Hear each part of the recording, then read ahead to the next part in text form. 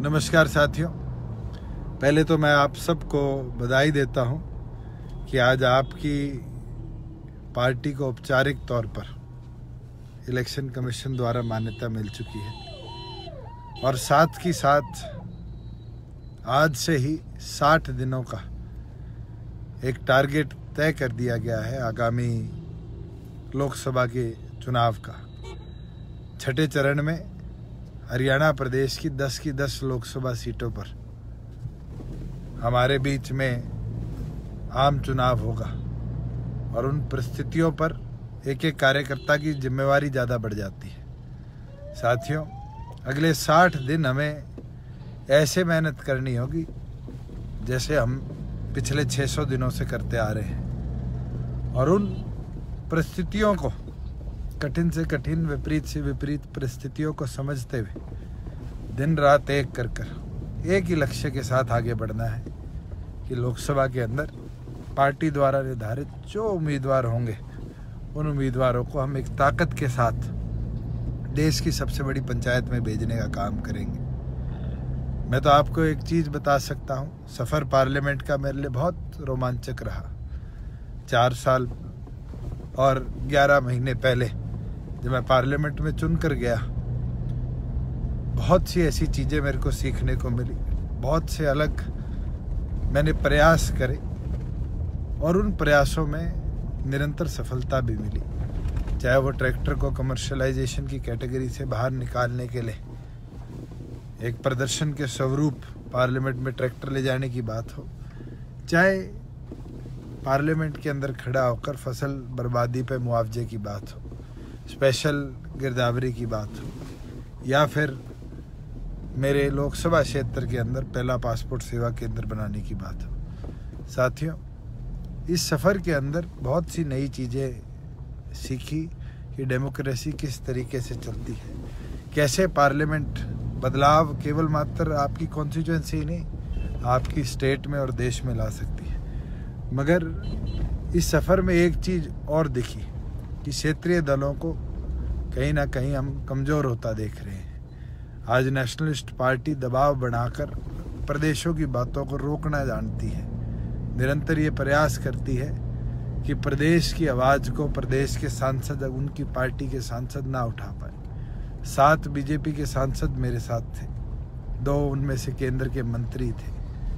पर साथियों, सफ़र ऐसा था कि हरियाणा प्रदेश की कोई भी चर्चा आती थी, कोई मुद्दा उठता था, तो मैंने निरंतर देखा कि वो साथी वहाँ पार्लियामेंट के पटल पर बैठे तो होते थे पर उनकी पार्टी उनको बोलने का मौका नहीं देती थी। इसलिए मैं आप सबसे आग्रह करता हूँ कि हमारे पास एक अच्छा मजबूत 60 दिनों का समय है।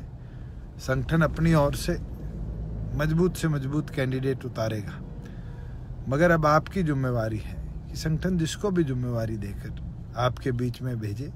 आपने डॉक्टर अजय सिंह चौटाला जी को अपनी प्रतिमूर्ति मानते हुए उस कैंडिडेट की मजबूती से मजबूत मदद कर कर उसको चुनाव जिताना है।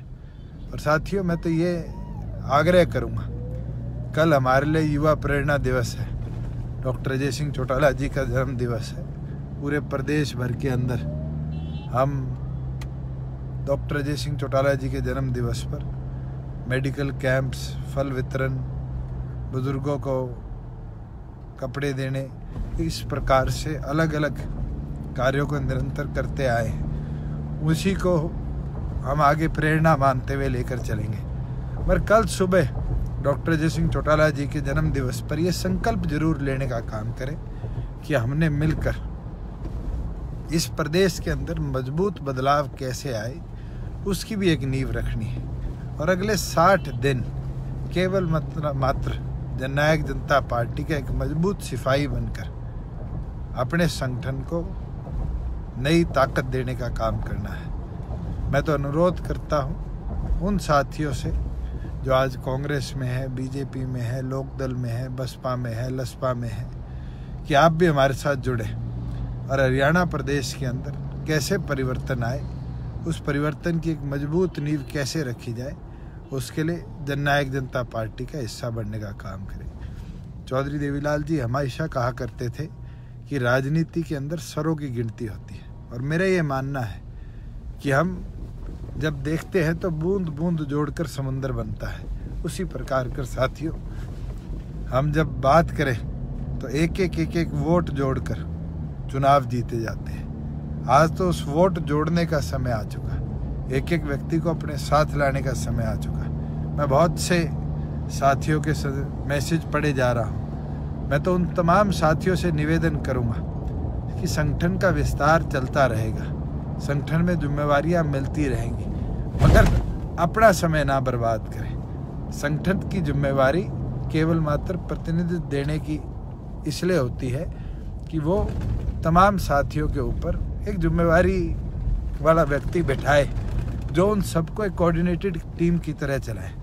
मगर उस कोऑर्डिनेटेड टीम को आगे बढ़ाने के लिए हमें मजबूत साथियों की भी ज़रूरत है। अगर सारे प्रधान बन जाएंगे तो फिर फील्ड पे काम करने वाला व्यक्ति कौन होगा। और मैं तो सबको बोलता हूँ, आज मेरे पास जननायक जनता पार्टी में कोई जिम्मेवारी नहीं, पर मैं एक सिपाही बनकर दिन रात एक कर काम कर रहा हूँ। और तमाम साथियों से निवेदन करता हूँ कि आप भी आज से इस मैदान में उतरकर लगन के साथ ये कार्य मजबूती से आगे लेकर चले कि हमें एक ही लक्ष्य लेकर चलना है कि हरियाणा प्रदेश की 10 की 10 सीटें हम मजबूती के साथ जीतने का काम करेंगे।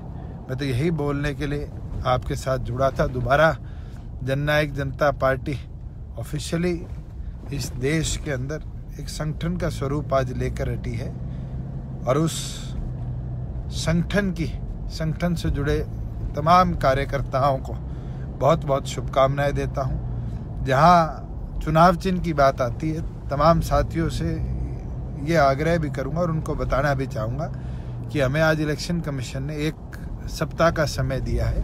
1 सप्ताह से पहले इलेक्शन कमीशन आम चुनाव के लिए हमें एक कॉमन सिंबल अलॉट कर देगा जो जननायक जनता पार्टी के तमाम कैंडिडेट्स का आगामी लोकसभा चुनाव के अंदर कॉमन सिंबल होगा।